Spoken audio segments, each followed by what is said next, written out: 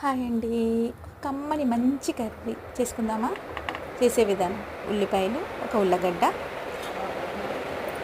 చిక్కుడుకాయలు, తెల్ల చిక్కుడుకాయలు తెలుసు కదా అందరికీ, అవి స్టవ్ మీద కడాయి పెట్టి కొంచెం ఆయిల్ వేసి ఉల్లిపాయలు, సగం ఉల్లిపాయ వేయాలి, ఎక్కువ ఉల్లిపాయలు వేయకూడదు.